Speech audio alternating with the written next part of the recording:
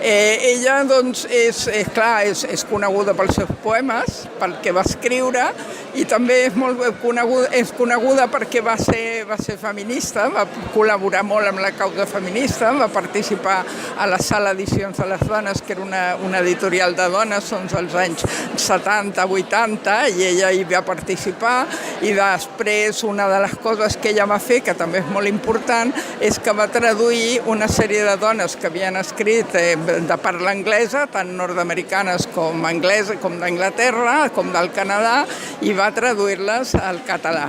I aleshores és una manera d'apropar dones de diferents cultures, i de fet per tota aquesta tasca va tenir la Creu de Sant Jordi i després diversos temes. Era així, era una persona molt sensible i molt de relacionar-se amb la gent i molt positiva.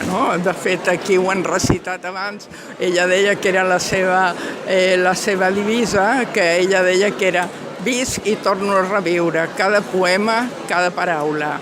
Estimo tant la vida que la faig meva moltes vegades. Són bonics. No vull dir, clar, a mi m'agraden, però jo crec que són fàcils de sentir-los teus, no? Si ets jove i t'agrada la poesia i tens una certa... que no són... Mira que l'hagi escrit una senyora que ara ja tindria 100 anys, però són com que són intemporals, a mi em sembla.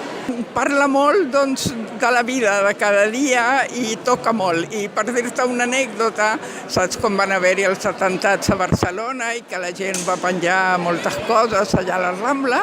Doncs un dia una amiga, que ara està per aquí, m'envia una foto i diu: mira, hi havia un poema d'ella que algú, que no sabem qui és, havia penjat. Es diu: plantar els peus sobre la terra, sentir com puja la saba amunt, créixer com un arbre, a la seva ombra aixoplugar algú que estigui sola, com tu, com jo. Que bonic. I això estava penjat.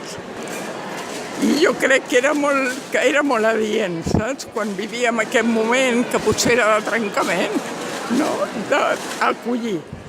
Oh, i tant, clar, ja ho he dit avui, això sí que no té cap mèrit, perquè encara si és una filla teva potser té mèrit, però si és la teva mare, més aviat el que tens és la sort, no?, d'haver-la tingut i la sort d'haver pogut compartir moltes d'aquestes coses amb ella.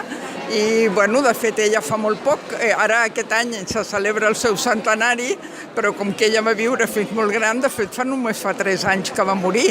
És a dir, que encara la tenim molt present.